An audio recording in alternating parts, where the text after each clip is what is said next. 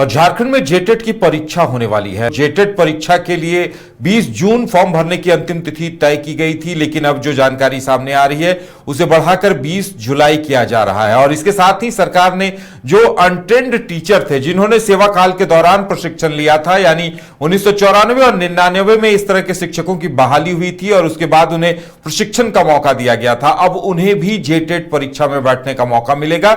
इसके अलावा कुछ जो प्रशिक्षित पारा शिक्षक थे, डीईपी प्रशिक्षित थे, उन्हें भी मौका मिलेगा। और देखिए, अगर जेटेट परीक्षा की तिथि बढ़ जाती है तो जो भाषा विवाद चल रहा है, मंत्रियों की समिति ने अपनी सिफारिश दी है और उस पर सीएम को अंतिम निर्णय लेना है। तो जब भाषाओं को, जब अंगिका, भोजपुरी, मगही, मैथिली को जब ये मामला जब क्लियर होगा तो उन्हें भी फॉर्म भरने के लिए मौका मिल जाएगा। हमारे साथ मदन है। मदन, देखिए, ये जो जेटेट को लेकर जो सरकार निर्णय लेने जा रही है, वाकई में बहुत सारे जो पुराने शिक्षक हैं, जो परीक्षा नहीं दे पा रहे थे, उन्हें तो फायदा होगा ही, और जो भाषा विवाद की वजह से अटके हुए हैं उन्हें भी फायदा होने जा रहा है। बिल्कुल, देखिए, सरकार जेटेट को लेकर अब गंभीर दिख रही है। उन तमाम विसंगतियों को दूर करना चाहती है जिससे कोई भी वंचित ना रहे।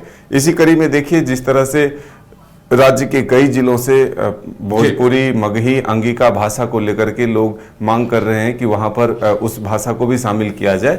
और आप पहले भी देख चुके हैं कि पहले 5 सदस्यीय मंत्रियों की उच्च स्तरीय टीम और फिर उसके बाद 7 सदस्यीय मंत्रियों की उच्च स्तरीय टीम की बैठक होती है और उससे कोई नतीजा नहीं निकलता है। उसके बाद सिर्फ मुख्यमंत्री को सभी अपने विचारों से अवगत कराने के लिए छोड़ देते हैं और फिर आखिरी निर्णय मुख्यमंत्री हेमंत सोरेन लेंगे।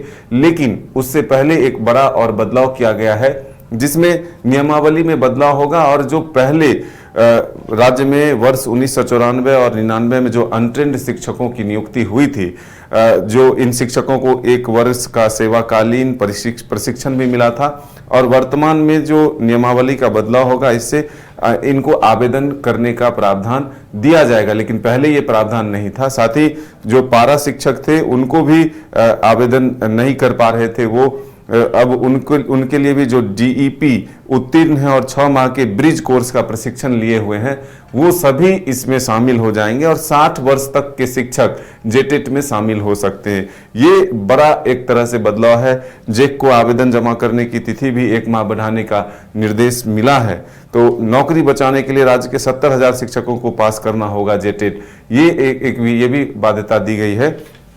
तो 25,000 ऐसे शिक्षक हैं जो अनट्रेंड थे और पारा शिक्षक जो डीईडी पास थे, डीईपी उत्तीर्ण थे और 6 माह का ब्रिज कोर्स भी किए हुए हैं, ऐसे शिक्षक जो है वो इसमें सम्मिलित हो सकते हैं। उनके लिए एक बड़ा अवसर राज्य सरकार ला रही है। साथ ही जो भाषा विवाद से जुड़े हुए अभ्यर्थी हैं, उनकी भी निगाहें सरकार पर टिकी है कि सरकार क्या कुछ निर्णय लेती है। लेकिन उसमें एक ऑप्शन जरूर आया था, जिन जगहों पर भाषा विवाद है वहां हिंदी को जोड़ने का एक ऑप्शन जो है ये आ रहा था। तो अब सरकार भोजपुरी, मगही, अंगिका को शामिल करती है, साथ ही हिंदी को भी शामिल करती है, या अन्य जगह जो संथाली भाषा या फिर जो जनजातीय भाषा भी छूटे हुए हैं, उन जगहों पर भी क्या सरकार निर्णय लेती, इस पर सबकी निगाहें थी। और मदन, देखिए, ये अगर फॉर्म भरने की अंतिम तिथि अगर 20 जून से बढ़ाकर 20 जुलाई कर दी जाती है तो लगातार हम ये बात उठा रहे थे कि उन अभ्यर्थियों का क्या होगा जो भाषा विवाद से क्लीन चिट मिलने के बाद फॉर्म नहीं भर पाएंगे, तो उन्हें भी एक बड़ी राहत मिलने जा रही है। बिल्कुल, देखिए, एक लंबा समय मिला है और सरकार को भी ये मौका मिला है कि इस पर गंभीरता से विचार करते हुए